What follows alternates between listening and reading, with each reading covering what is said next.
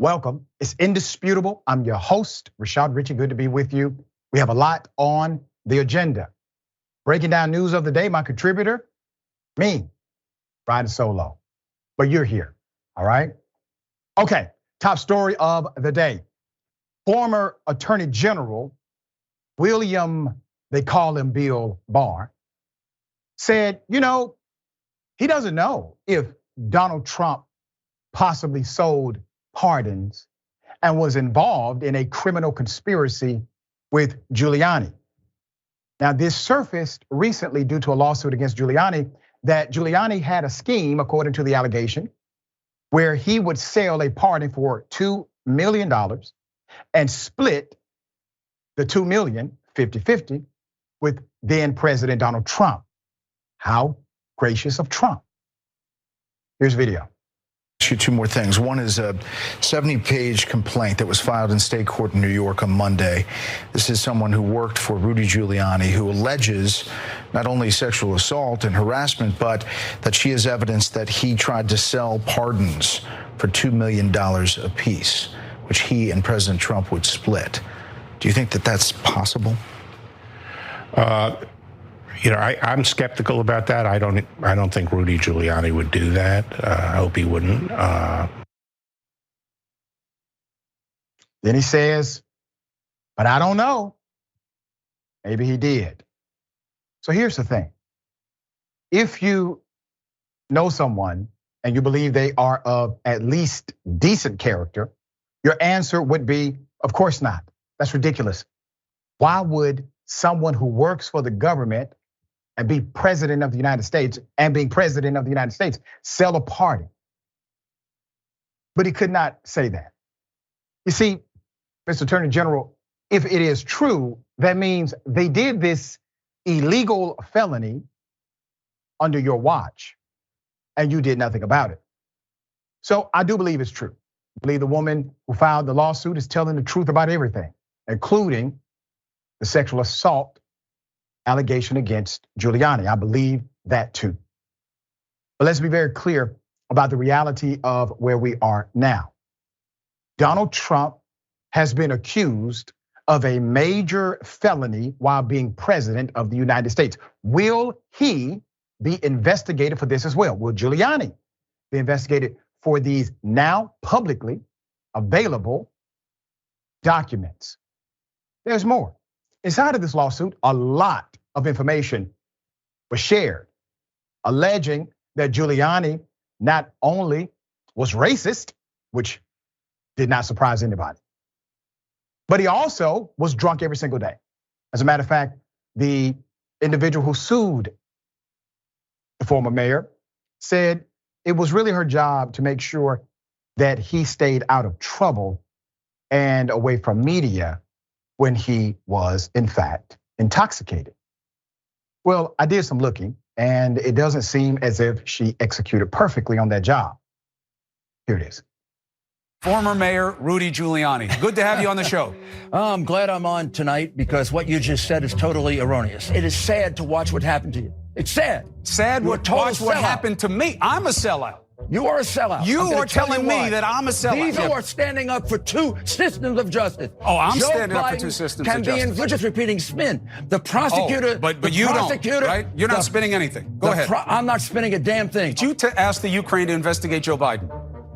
No, actually I did. So you did ask Ukraine to look into Joe Biden? Of course I did. Yeah, look, you should have your hand on your face. You know why? This is all a distraction from what I asked you for. No, it isn't a distraction, Chris. What you just said is totally wrong. Let's talk like lawyers for a minute. All right, good. Then respect this lawyer asking you. Hold on, I don't want to hear it.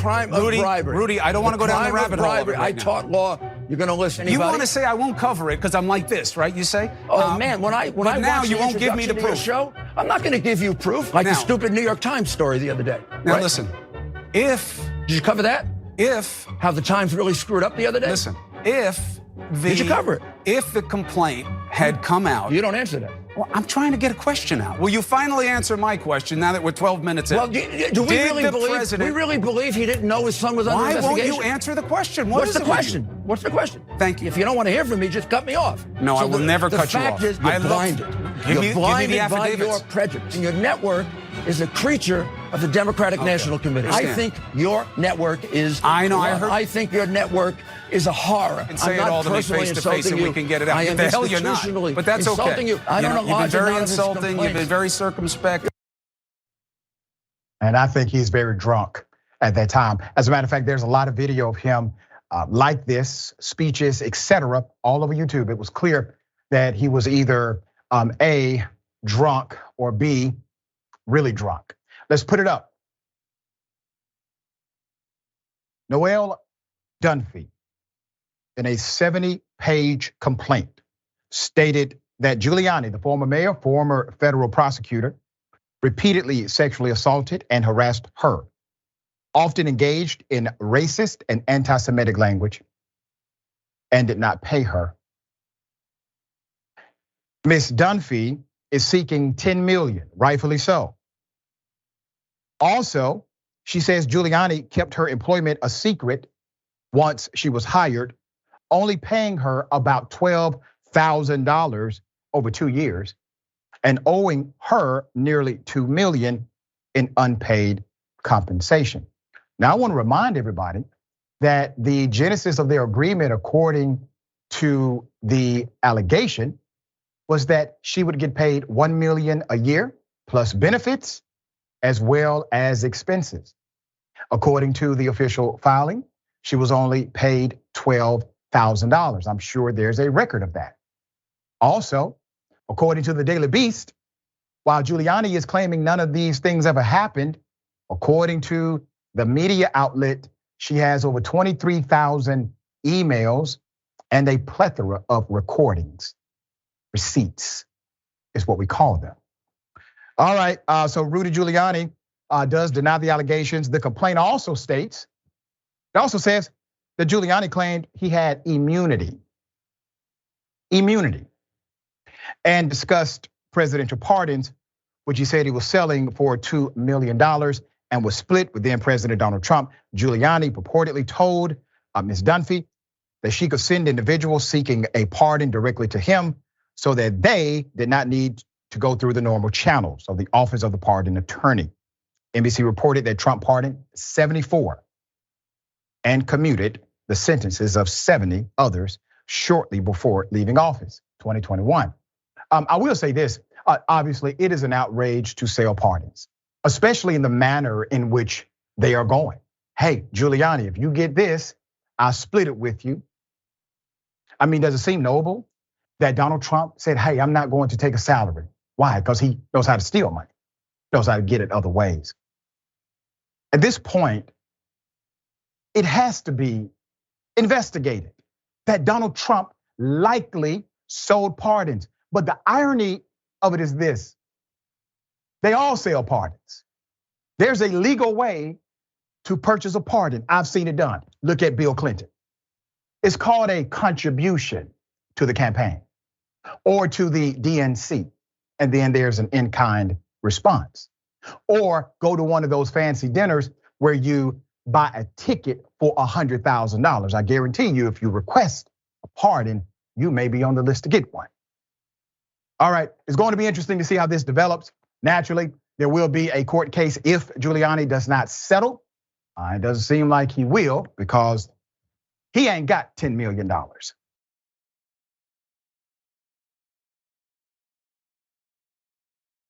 All right, very potentially sad story. And this has to stop. All right, let's put it up full blast. So Harry and Meghan were involved in a car chase with paparazzi. It was dangerous. They could have been injured or died. Prince Harry with his wife, Meghan Markle, her mother, were involved in a near catastrophic car chase after being followed by paparazzi Tuesday night in New York. Let's keep that picture up. I want to say this clearly. Famous and rich people, they have their challenges. They typically have the resources to overcome them. They are still people. Now, I have plenty of criticism for, let's say, the royal family. Plenty. I don't want to see them chased in the street. And I don't want to see something bad happen to them like it happened few years ago. Harry, Meghan, and her mother, Doria Ragland, were reportedly followed by half a dozen. Think about the scene here. Half a dozen blacked out vehicles, which were being driven by unidentified people. The vehicles are said to have driven on pavements, jumped red lights, reversed down a one-way street. It has also been said at least one driver was using their phone behind the wheel while chasing them.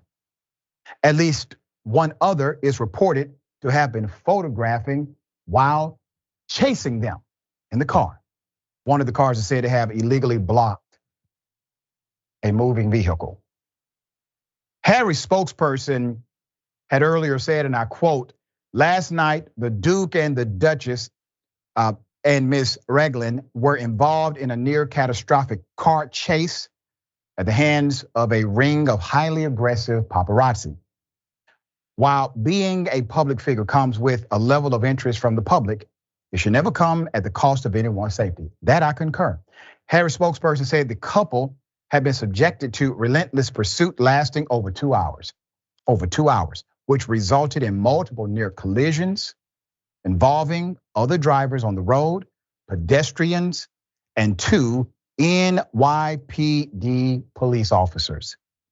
Now, the NYPD, they're downplaying the incident, but 2 New York police officials have since said they do not believe the chase was near catastrophic and described a bit of a chaotic scene as they tried to get back to the residence without being followed.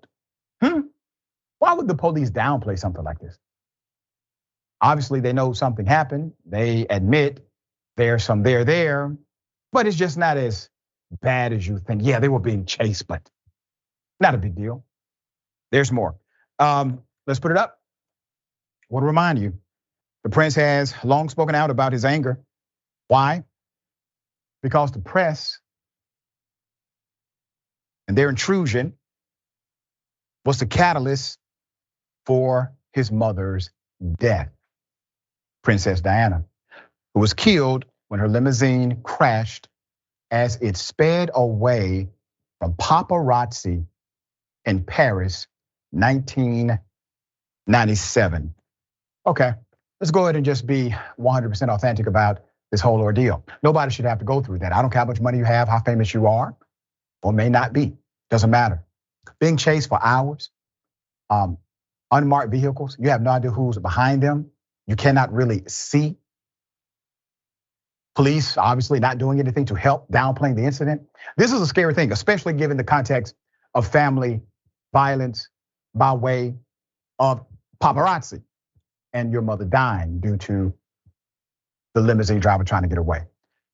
So we hope that this is a lesson to those who would engage in something like this, and maybe possibly the individuals who did this either change their ways or they are caught.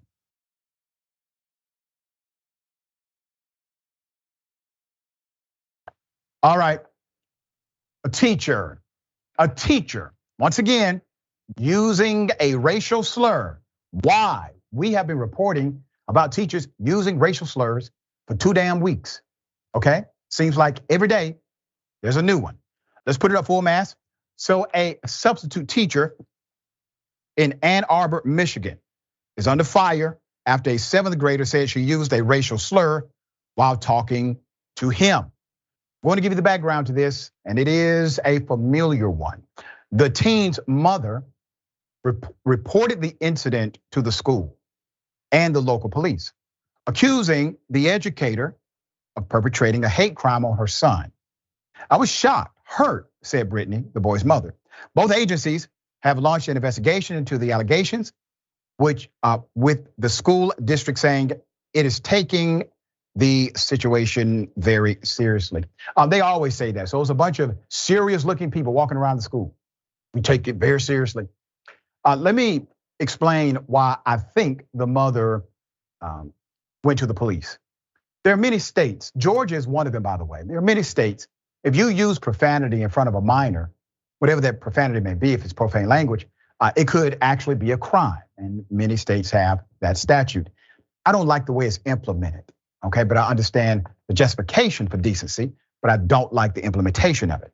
All right, so the child's parents, when they heard about this, they jumped into action immediately, okay? After the middle school student told them what happened during a school day, according to the child, whose name is being withheld because he's a minor.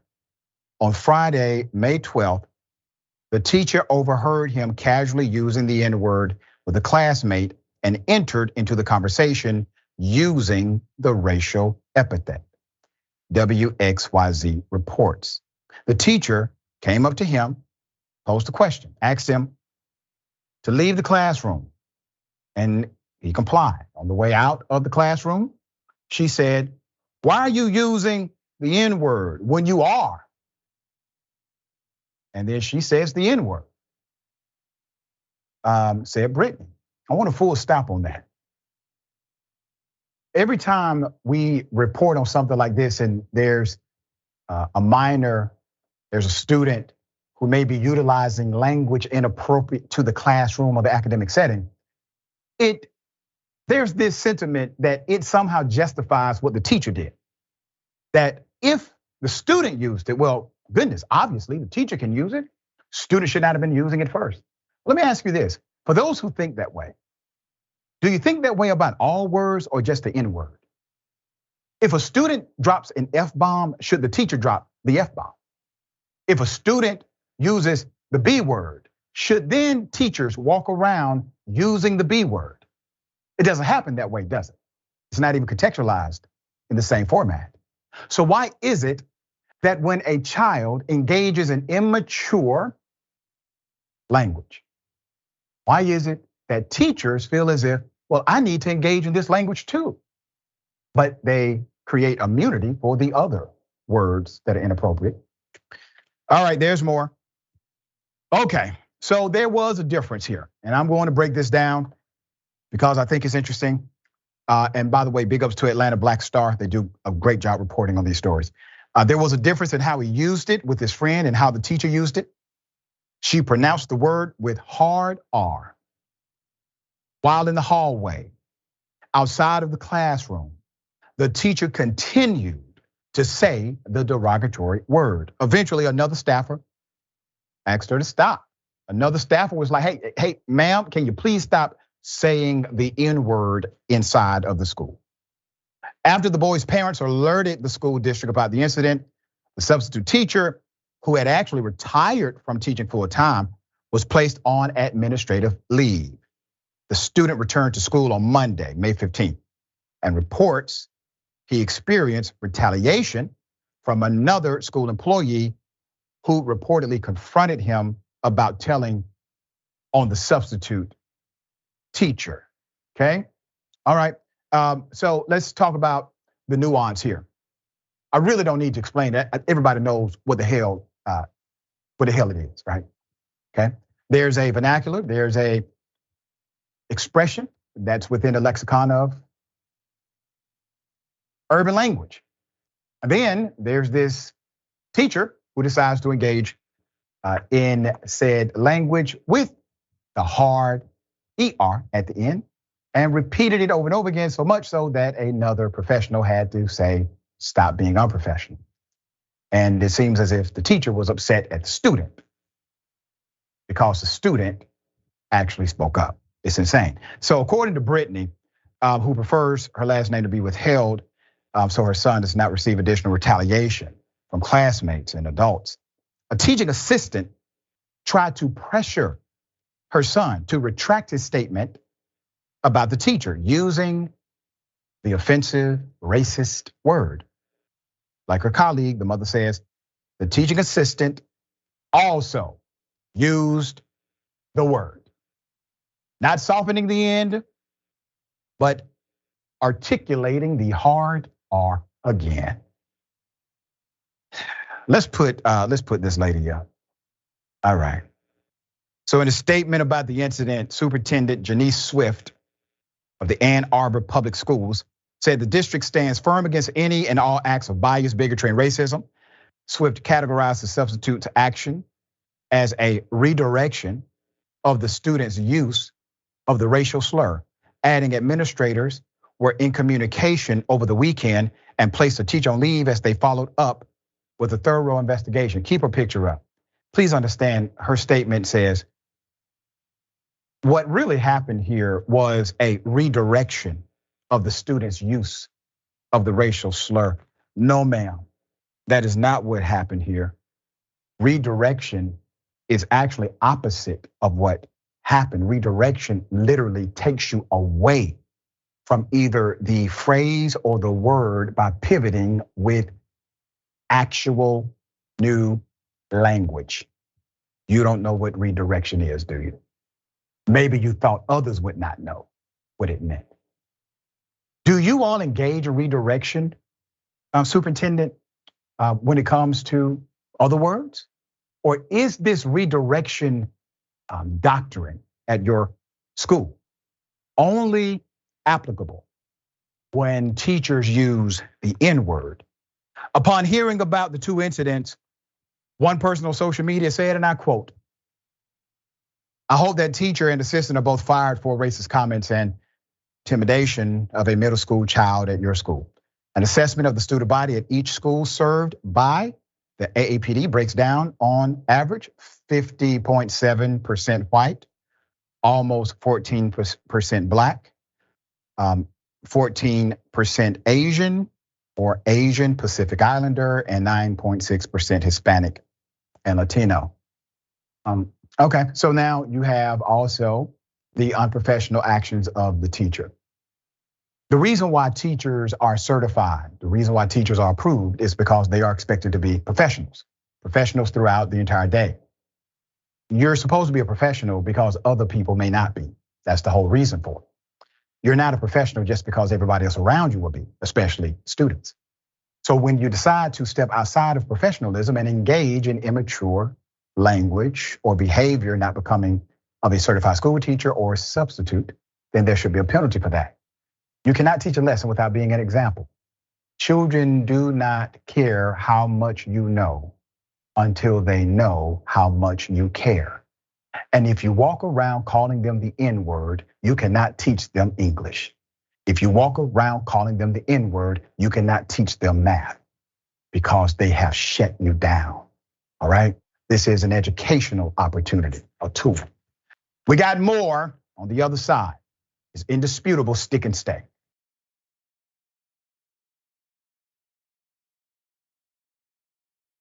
All right, welcome back. We have a lot of show left, okay? All right, let me read some of these amazing comments. I want to remind everyone we're doing a big fundraiser for our dear brother, all right, Sammy Randolph. Sam Randolph was wrongfully convicted, was facing 21 years in prison.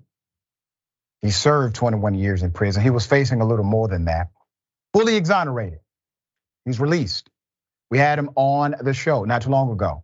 And despite being exonerated and released, he's currently disabled. He's confined to a bed because, according to him, at one point, the guards took him to the yard and they beat him and paralyzed him inside of that jail, the prison that he was not supposed to be in because he never committed crime.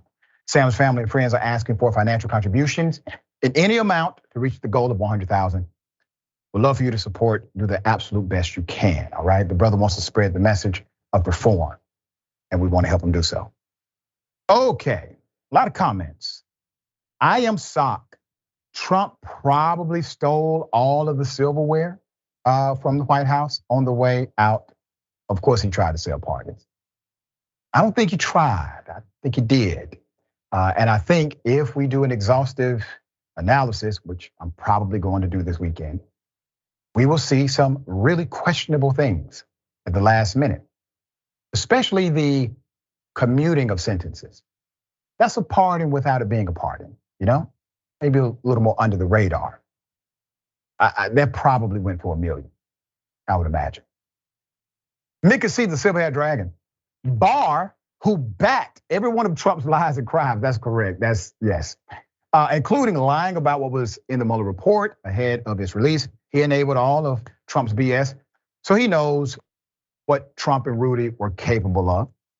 He's every bit as guilty as the two of them, and he's barely trying to cover his ass for the future. And let me say this, and you're right, you're 100% correct, all right? 100% right. Bolton. Remember Bolton that worked for the administration? This guy has not seen a brown country he did not want to drop a bomb on. He made a statement one day inside of the White House, according to one of the many books that came from this administration. And Bolton said, what drug deal is Trump trying to do today? And that was Bolton's way of saying, this guy is making deals here, deals there. We don't know if they're actually legal or not, but he's doing it. It takes Bolton explaining how difficult it was to navigate that White House. I cannot believe I'm referencing Bolton for anything, but that's what Trump would do to you. All right? Trump had me rooting for Jeb Bush in the damn Republican primary. Never thought that would happen. All right, YouTube. Internet broker, she looks scared.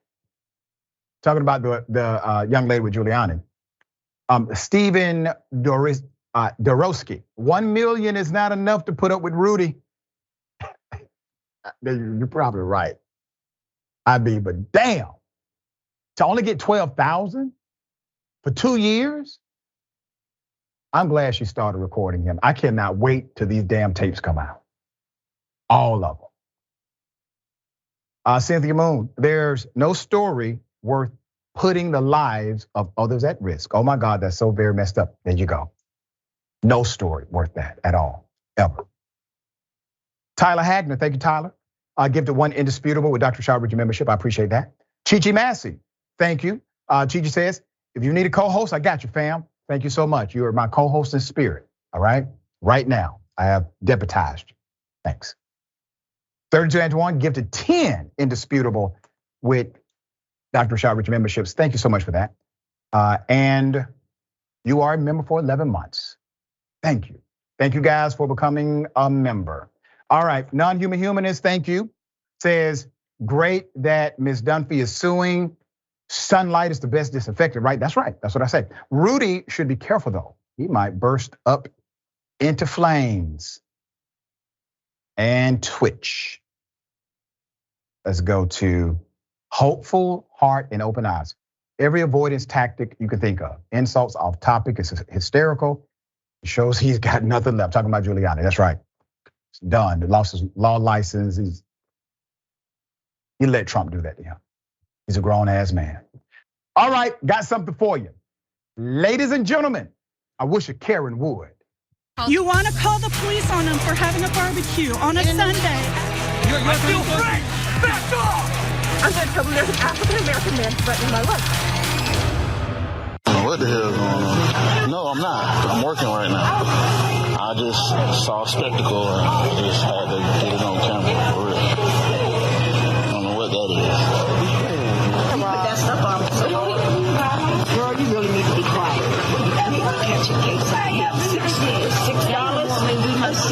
I need $6.16. You got 16 cents. You got 16 cents. No, I ain't got nothing for you.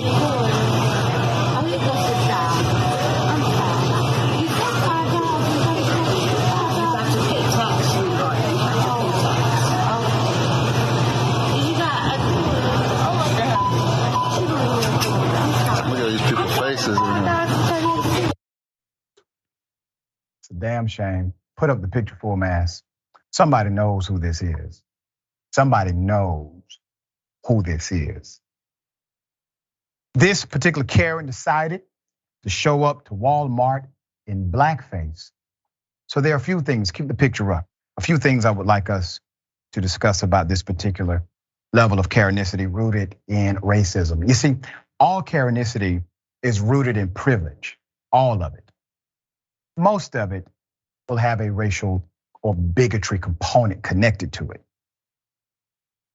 Look at this, the dedication of putting on blackface.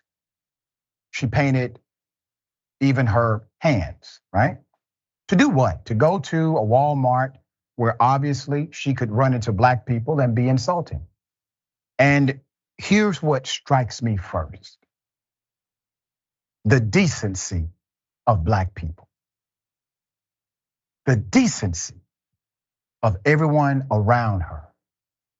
The woman at the cash register still trying to service this woman who's mocking her very existence. And then you have a brother who's recording. He's not being aggressive. He just wants to document it and have observation. She makes it out of that Walmart just fine. No issue. But she knew that. You see, when they say we're afraid of black people, where? I've never seen a Karen afraid of a black person. I've seen them act as if they are, but I have not really seen it. The reason why blackface, one of the reasons why blackface is so offensive is because of the origin of it. The origin of a thing has a way of defining its DNA. Let's put it that way. So the origin of blackface comes from white actors who would wear black paint on their face and mock black people, black culture on stage.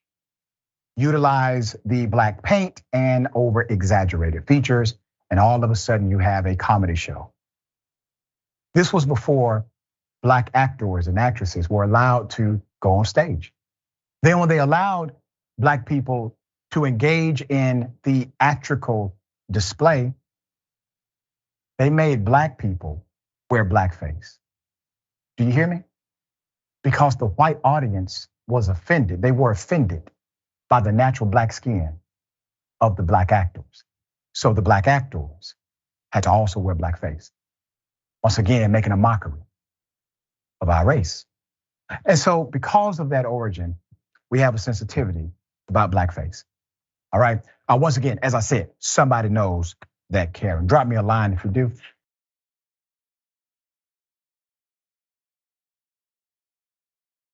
Here we go again. The damn Catholic Church, another priest abused children, according to the report. Let me put it up full mass here. Okay. Michael Jude Zacharias. He's a Roman Catholic priest in Northern Ohio. This Roman Catholic priest is facing a possible sentence of life in prison after he was convicted on multiple child sex trafficking charges. He is facing a maximum sentence of life in federal prison and a mandatory minimum of 15 years.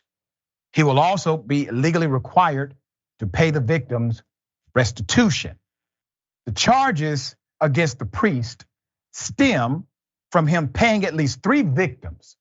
Think about the sickness of this. 3 victims to engage in sex acts with him by leveraging the victim's fear of serious harm to compel their compliance. Over the course of about 15 years, this took place. Prosecutors say the priest trafficked 2 of the victims when they were minors, as well as when they were adults. During his time as a seminarian at St. Catherine's Catholic Parish, this priest decided to groom children for commercial sex acts, using his position as a priest and teacher to ingratiate himself to the boys and their families as a trusted friend, mentor, spiritual advisor. Prosecutors wrote, he was able to overcome the victim's resistance to his eventual commercial sex overtures by gradually sexualizing conversations and conduct with them. While the priest was sexualizing the youths, the victims were simultaneously developing addictions to opioids, which later turned into heroin addiction. Knowing the victims were all heavy drug abusers, this priest waited until they had nearly reached rock bottom before he began to propose the idea of them performing commercial sex acts, according to prosecutors. Each of the victims took the stand. Each of them had the courage to stand up to the monster that violated them. They took the stand during the trial and explained how they eventually gave into the priest's commercial sex solicitations because they feared the psychological harm of losing him as a father figure and a friend, losing their connection to the church, losing their connection to God, and suffering the painful symptoms, opioid withdrawal, that could be alleviated with the money provided by this priest to purchase drugs. Two of the victims were also brothers. The older brother told the jury he feared that if he did not comply with the priest for commercial sex, then the priest would sexually abuse his minor brother. Put the priest back up.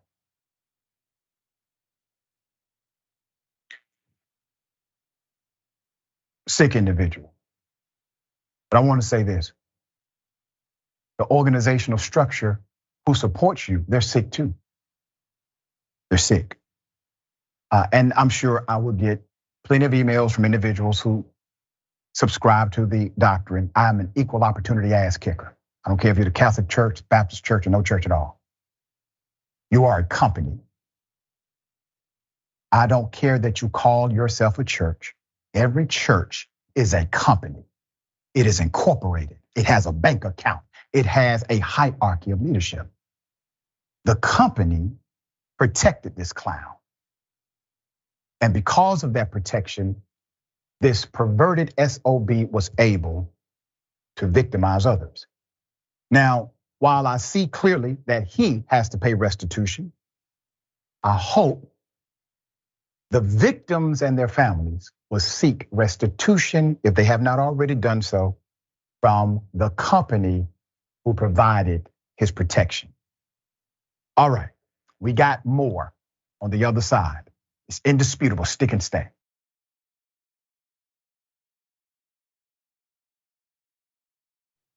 All right, welcome back. We have a lot of show left. Good to have you here. All right, bye-bye Santos. We got the shirts. This is called Enterprise. Shop TYT is throwing George Santos a farewell party. With a new design, Bye-bye Santos, available now at shoptyt.com.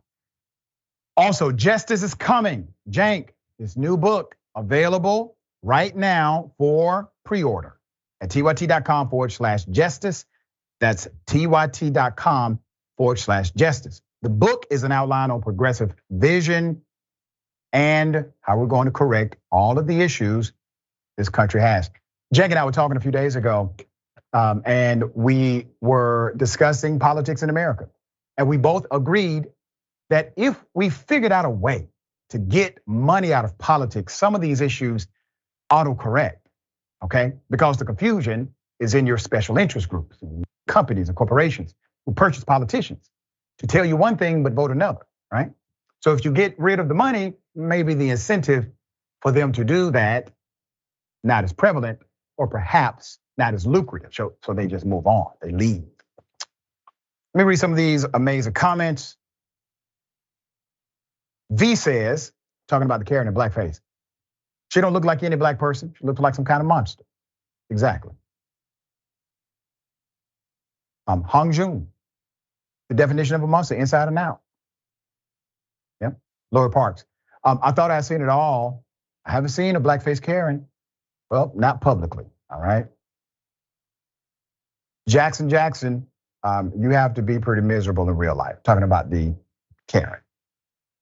The Jack, these priests are like cops. I can do whatever because I work for a high authority. It's a good point. And I'll say this to that point, okay? If police officers continue to brutalize citizens that are unarmed, commit acts against their civil rights, and police officers do nothing about it, or the industry of policing, they act as if it doesn't exist, well, the whole industry gets judged. Just like if the Catholic Church does nothing about their dysfunction and their perverts and their monsters, that means the whole Catholic Church is worthy of what? Criticism too. All right. We have an update. Back in March, we exclusively covered the story of Tyree Pryor, who was fatally shot by police. I want to take you back to this video. Here it is.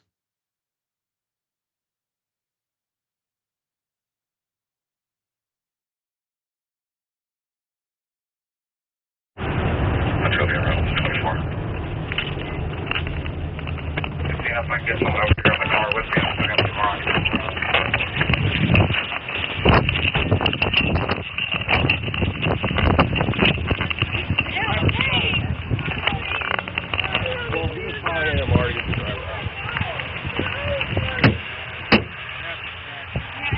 Get her out, folks. Get out now. I'm trying. I can't get out. On the ground now. On the ground. Okay. Yeah, I know. Oh, man.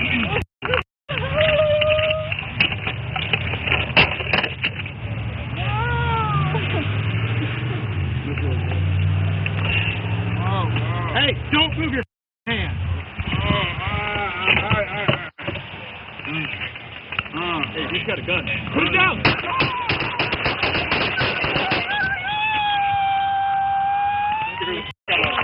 Come on. Get her the out of there. Come on. Greg Rose. Get on the ground. He should have never died. Put it up. We brought you this story exclusively. We were the first to report. In an update, the family of Tyree Pryor, they have now filed a wrongful death lawsuit. This is after we reported that prosecutors decided to not charge any of the police officers for Pryor's death. We previously interviewed the mother of Tyree's children and got her reaction when there were no charges brought. And remember, he was no threat. He was not trying to shoot anyone. There was nothing like that. Nothing. The man was just in a car accident. Here it is. It's a lot of emotions. We are outraged, or we don't understand why they wouldn't, especially after seeing the footage. It was just very heartbreaking to hear him groan and to, then the execution style shooting that took place because and we went to I don't know if it's the coroner's office or what, but I mean, he just looked like they gunned him down like he was a monster. And just to know that he was incoherent, man, I don't know. I mean, how would you feel? The man was no threat. The man had absolutely no way to be a threat. He was just in a car accident. He was basically pinned, not able to really move. One officer says gun. It doesn't matter that he doesn't have one. He said gun, magic word. You know what the word actually does according to officers that have spoken to us at Indisputable? The word gives them cover. The word provides a legal defense. The word lets them get away with murder. We've had an officer tell us this, tell us they're trained to do so. We also have shown you video of an officer who did the exact same thing. He yelled, gun. And the young man who was inside of his vehicle, who did not have a gun, said, I don't have a gun. And he put his hands outside of the car. And the officer said, put your hands back in that car. He said, I'm not putting my hands back in this car. So when he yelled gun, that young black male inside of that car and on that driver's side, he knew exactly what the move was. He was smart enough to save his own life. Let's put up the attorneys representing the family. The family is being represented by attorneys Harry Daniels, John Burris, Araminta Dupree, and Henry W. Tanner Jr. Great attorneys, all of them. The suit cites that both Welsh and Soule, talking about the cops, used unlawful and deadly force against Mr. Pryor. The family is also claiming wrongful survival, battery, assault, and negligence. That's according to the suit. Those officers unloaded 15 shots on Pryor, March 11th, 2022. At the scene of a car crash Pryor was involved in. While police did discover a rifle inside of the car, they did not open fire until Welsh yelled that he saw Pryor with another weapon that was never there. You see, they had already secured the long gun. He has the right to bear arms. that had been secured. So when the officer yelled gun, he was talking about another gun that's fictional. It didn't exist. It wasn't there. Let's put up leadership here. You have the chief of the Independence, Missouri Police Department, Adam Dustman, and the Jackson County elected prosecutor, Jane Peters Baker. Remember, the DA declined to charge the cops in this case. We are hoping that given the new lawsuit that has been filed, new information comes out. And the reason why these lawsuits are important is because it creates an opportunity to possibly get the cops on record. It possibly allows testimony to be entered that had not or could not be entered before because of a lack of prosecution. This woman did not even start a grand jury. At least do a grand jury, present the information, let them decide. No, nothing. We'll follow this story as it continues to develop. All right, one of the scariest things that can happen, especially to a woman, is coming home and hearing this. Here it is.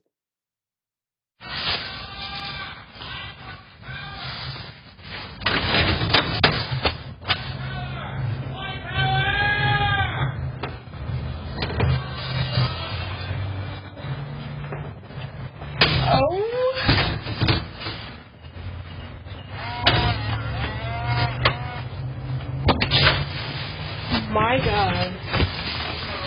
There's kids leaving a white pickup truck.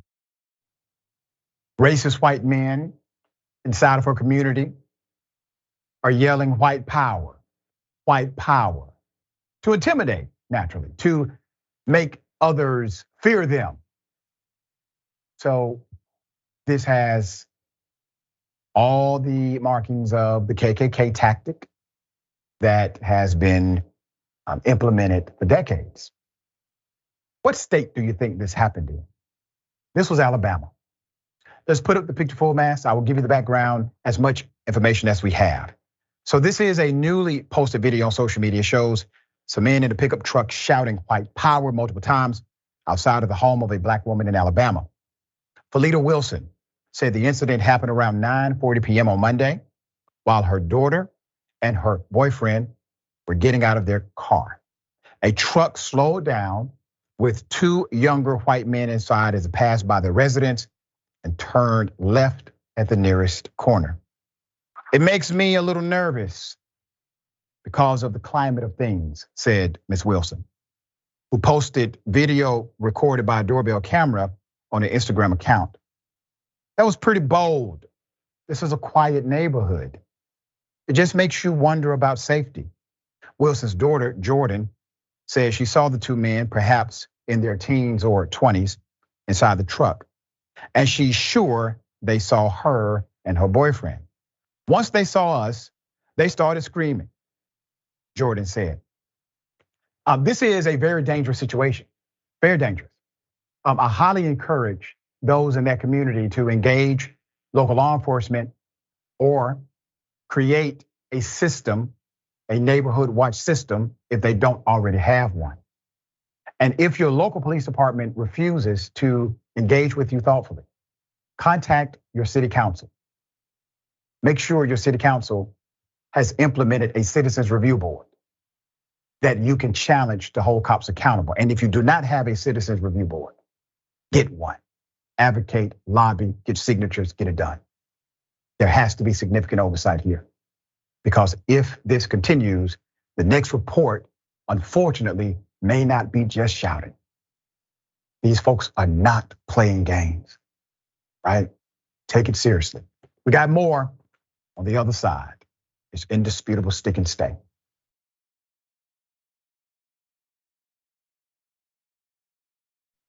Welcome back. A lot of show left. Let me read these comments. Before I do that, let me remind everyone of this progress report. The big stories that the corporate media are botching. In other words, effing up. We let you know what's really going on. The big stories that you're missing. We hunt those stories down and share them with you. TYT's original reporting, never miss another story. We make sure you know all about it. Scan the QR code or go to tyt.com/newsletter to sign up. All right, a lot of comments. YouTube, Scorpios_cores. How can one word be used this way to execute? Person of color is disgusting, and really there should be a massive investigation, almost royal commission, into police using it to commit murder. And see, officers, they have their own language, even if they've never met each other, even if they're part of different departments. They understand some industry standards, so to speak, outside of the review of policy. And that's why I say culture eats policy alive every day of the week. All right. Queen_G_from GI. Get rid of these rogue police everywhere, and chiefs and prosecutors too. That's right. Replace, not reform. Some people, they are just too gone. Well, at least one lawmaker loves neo-Nazis, and he's willing to stand by it. Let's put it up for a mass. Here we go, New America or Old America. Connection has been revealed between far-right Arizona Representative Paul Gosar and the neo-Nazi and manager of the failed Kanye West presidential campaign, Nick Fuentes. Several social media posts specifically incriminate Gosar's digital director, Wayne Cyril. The post, which appeared both before and after Mr. Cyril began working as a government employee for one of the most far-right members of Congress, include an account reportedly belonging to Mr. Cyril, pledging his alliance to Fuentes, a proud white nationalist. The 24-year-old neo-fascist pundit, central to a cult-like authoritarian movement of mostly young men. So here is Wade Cyril as an intern and avid fan at one of the white supremacist America First rallies organized by who? Known white nationalist Nick Fuentes.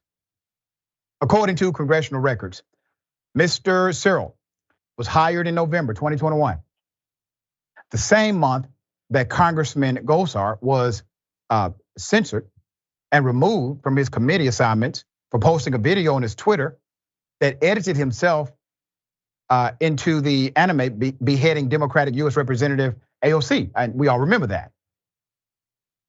It was also uncovered, let's put it up. Cyril was also uncovered handling what? Another social media account known as the Chicken Right, or Chicken, and pledged his undying loyalty to Fuentes and the white race under the moniker. On Twitter and Gab, Chicken Right accounts posted statements and graphics suggesting trans people are pedophiles, claimed women should not join the workforce, minimized slavery, amplified the so-called Great Replacement conspiracy, and made bigoted statements about Black people, Jewish people, and other racial minorities. Representative Gosar, meanwhile, has his own radical far-right history with Nick Fuentes and the neo-Nazi movement. In 2020, he voted against a resolution to condemn QAnon. In February 2021, he delivered a keynote address at the America First Political Action Committee conference hosted by who? Fuentes, where Fuentes reportedly said, white people are done being bullied, and praised the attack, the terrorist attack on January 6th as awesome. Later that year, the congressman stated they believe in America First. They will not agree 100% on every issue. No group does. We will not let the left dictate our strategy. So before I go on, please understand what Gosar is saying. He's saying that racist people are part of our strategy, okay? Racist people are part of our strategy. So they have to go out of their way not to offend racist people. So the way they kind of keep that base intact is instead of defending racist people, which can be costly, okay? It can. There are some allies who would absolutely Say no. We don't like that language. So instead of doing that, many of them engage in a different type of code where they will create legislation or present proclamations or even say things publicly that are anti-black. That typically does the job. It solidifies them with a particular base inside of the Republican Party. It allows them to continue seeking and obtaining power. So the congressman's extreme actions have also persisted on Twitter. In October 2021, the congressman tweeted and then deleted a meme that superimposed himself into a format that is popular among neo-Nazis, sharing images of Nazi Germany. Another since deleted tweet from the congressman on Holocaust Remembrance Day in 2022 includes a dark MAGA meme of Jewish people killed during the Holocaust. Last month, the congressman promoted a neo-Nazi website in his letter, which included a link to an article about him. Put up the congressman again. So I've seen the comments and people are saying things like, well, why would the congressman affiliate himself with individuals like this? This is hurting his political position. And why is he affiliate? He is a white nationalist. He is a neo-Nazi. These are not just people he hired. He didn't forget to check the resume. They got hired because it's on the resume. So please understand who you have in that congressional seat. You have an individual who is in fact a white supremacist neo-Nazi. He's not playing with it, he is it. And his staff is reflected. Do you think somebody's going to be fired? Of course not. They were hired for that very reason. Who would do this? A school teacher thought it was perfectly okay to allow a student to dress in a KKK outfit. All right, here we go. Let's put it up for mass. Southern Middle School. So a teacher at Southern Middle School in Kentucky has now been suspended. Why? Because he allegedly allowed a student to dress up as the Grand Wizard of the Ku Klux Klans as part of a history lesson. According to a local news station, WYMT, the teacher gave students the assignment of dressing up as famous historical figures. And the teacher approved one student's request to dress up as him. That's Nathan Bedford. Nathan Bedford Forrest, who was basically the founder of the KKK. He's noted as the Grand Wizard, first ever Grand Wizard of the KKK. Okay, so before I go to the next phase of this story, I want to remind everyone, this was an approved project, which means the child goes to the teacher and says, hey, teach, you said a historical figure, so I'm going to choose a hateful, racist man. Can I be that person? Sure, approved, no issue, okay? There's more. Reaction from local activists, the teacher's judgment drew harsh criticism from Whitaker of the Lexington Fayette NAACP. What is your definition of hero or of historical figure? He said to WYMT. Would he have done the same thing if he wanted to come as Charles Manson or Hitler? All right.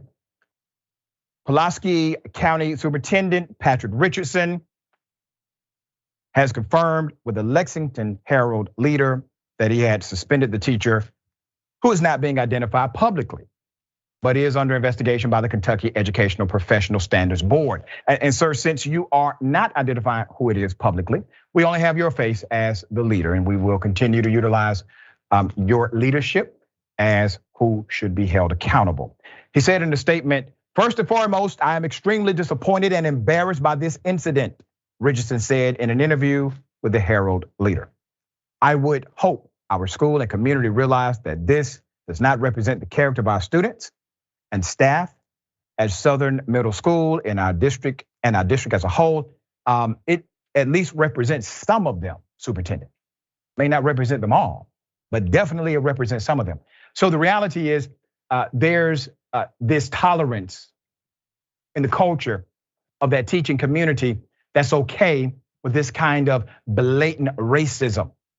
Because the teacher approving garbage like that obviously is a signal that the teacher was under the belief that this was okay with top leadership.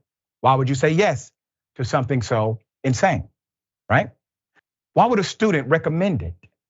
Do you think the student came up with this on their own, or perhaps this has a parental influence connected to it? Naturally, it does. What are you doing to address the reality of cultural racism inside of your school system? You have a teacher and a student that did the exact same racist thing, and you don't think you have a problem? All right, we'll see what the update is. Sharing thoughts here. And these are the same people in Kentucky, the lawmakers anyway, Dr. Richey, that are taking aim at CRT, right.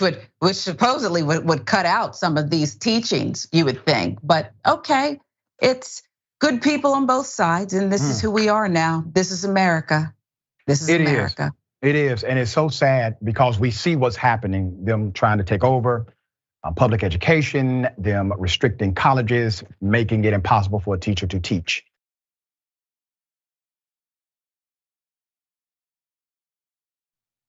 A hell of a thing. A man, an innocent man, he says he didn't do it, 33 years in prison. Let's put up his picture. I'm gonna tell you this story. It's a fascinating story. Christopher Dunn, St. Louis man, has now spent 33 years in prison for a killing he says he never committed. Now, the St. Louis Circuit Attorney, Kim Gardner, has requested a court to set aside the conviction and that he had not been involved in the 1990 shooting of Rico Rogers, okay? And there are some twists here. Dunn was 18, you see that? He was a child, he was 18 when Rogers was killed. Among the key evidence used to convict him was testimony from two children who were at the scene of the shooting. Both of those children later recanted their entire testimony, saying they were coerced by the police and coerced by prosecutors.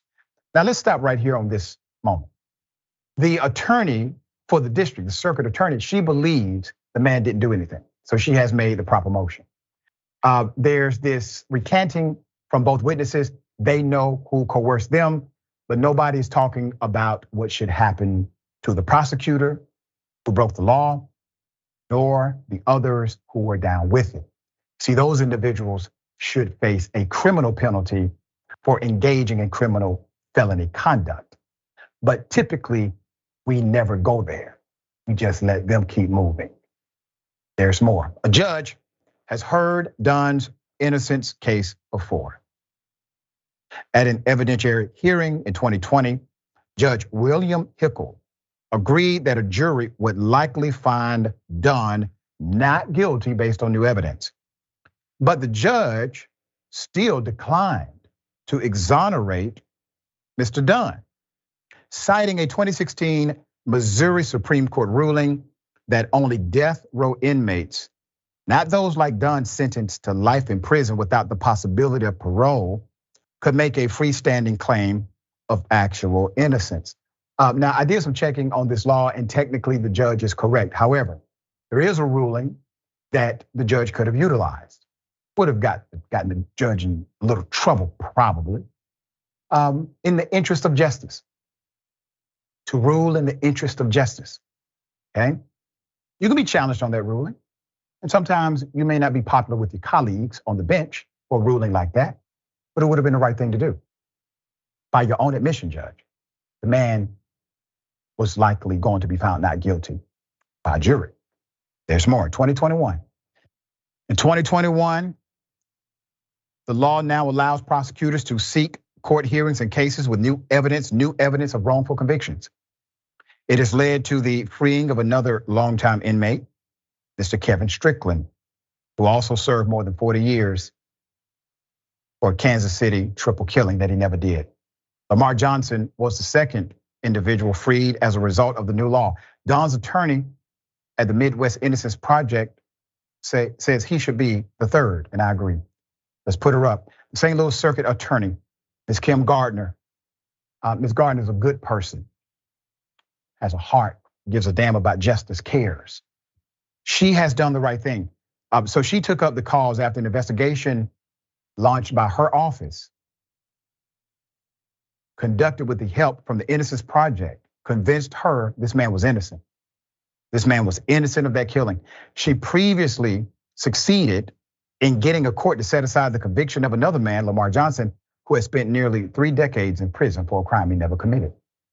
The overturning of Johnson's conviction was a rare victory in a challenging year for Gardner, the city's first Black prosecutor. She has been under fire for months from critics who contend that under her watch, too many cases, including homicides, have gone unpunished, that victims and their families are left uninformed, and that her office is too slow to take on cases brought by the police. You know what's really happening? Because she is not rushing to simply prosecute and convict somebody who's not guilty. She's being thoughtful about the process to ensure that she does not create a Mr. Dunn situation. Bailey, a Republican, right? A Republican who unsuccessfully sought to keep Johnson locked up, filed a motion seeking her removal. Criticism escalated when recent cases had to be delayed because prosecutors from the understaffed office failed to show up in court. Gardner said the attacks were politically and racially motivated, but she announced this month that she would resign effective June 1st. Republican Governor Mike Parson will appoint her replacement. Put up a picture. Somebody please get this new segment to the prosecutor. Madam, I know you are one of the champions out here. You are one of the few. If you don't do this, nobody will. Make sure that man is out of that damn jail before you resign. And if he is not, rescind your resignation on, please. Get this done. Nobody else would do this.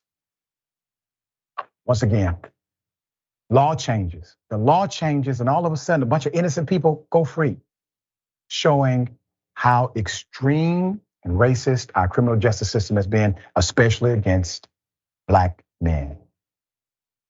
Innocent, but they served 30 years. Innocent, but they served 40 years. Innocent, serving 21 years. These are the ones that we were able to figure out. What about the ones that we never will? They die inside of that jail. Or they get released after they serve 20 years and their life is completely different. All right. We got more on the other side. It's indisputable, stick and stay.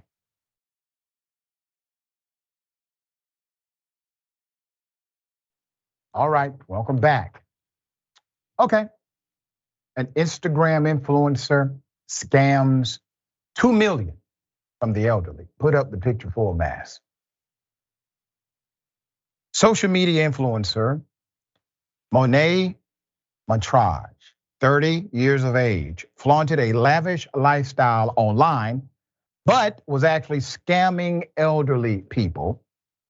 On Friday, she was extradited from the United Kingdom to the US for allegedly swindling over 2 million from older single American men and women in a twisted, lonely heart scam.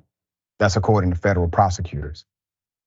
This influencer, who had around 3.4 million IG followers on a page, okay, Haja for Real at one point, from at least 2013 to 2019 was involved with a group of con artists, a system from West Africa who assumed fake identities to trick people into thinking they were in relationships with them using emails, text, and social media messages, according to the feds.